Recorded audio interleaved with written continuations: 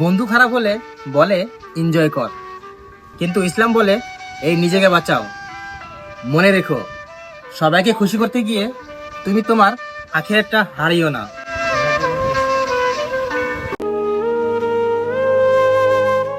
সারাদিন মোবাইল স্ক্রিনে চোখ, কিন্তু নামাজের বেলায় চোখ দুটি বন্ধ থাকে। যে চোখ হারাম দেখতে দেখতে অভ্যস্ত, সেই চোখ কাল কিয়ামতের দিন তোমার বিরুদ্ধেই সাক্ষী দেবে।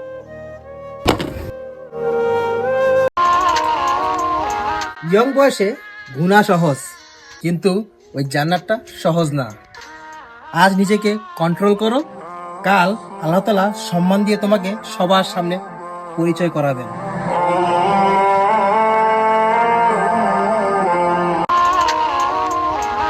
সবাই হাসে, কিন্তু ভেতরে ভেতরে অনেকেই ভাঙা।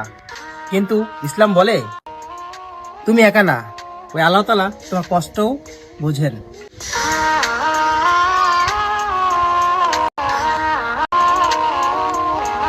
বন্ধু খারাপ হলে বলে চল এনজয় কর, কিন্তু ইসলাম বলে আগে এই নিচেকে বাঁচাও। মনে রেখো, দুনিয়াকে খুশি করতে গিয়ে তুমি তোমার আখিরাত হারিও না। কথাটা মনে রেখো।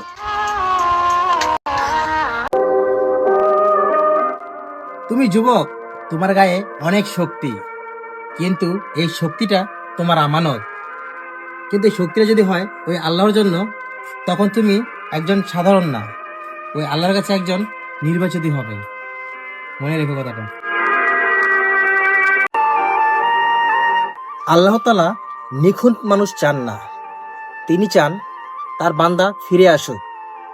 আজ যদি তুমি ফিরে আসতে পারো, তাহলে তুমি আর আগের মতো থাকবে না, ইনশাআল্লাহ।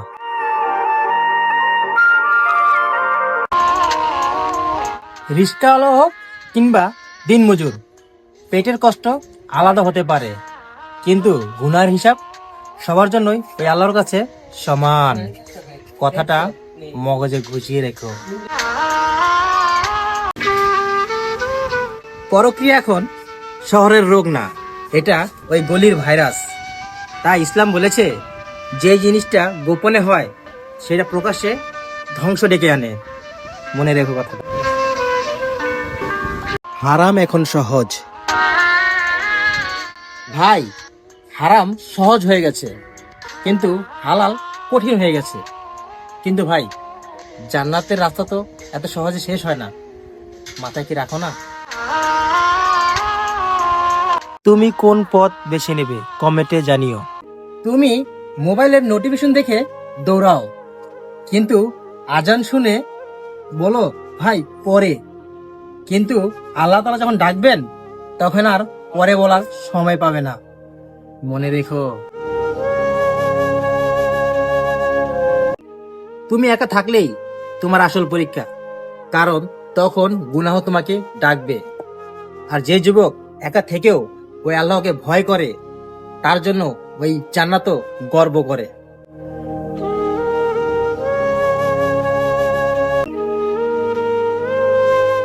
আমরা দুনিয়া হারাতে ভয় পাই, ওই আখিরাত না।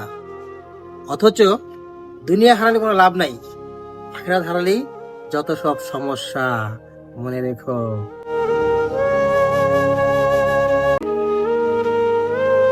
আমরা সবাই ফলোয়ার বাড়াতে ব্যস্ত, কিন্তু এই নিজের আমল বাড়াতে কেউ চাই না। মনে রেখো ভাই, ওই কবর তোমাকে জিজ্ঞেস করবে না তোমার ভিউ কত ছিল। আল্লাহু আকবার।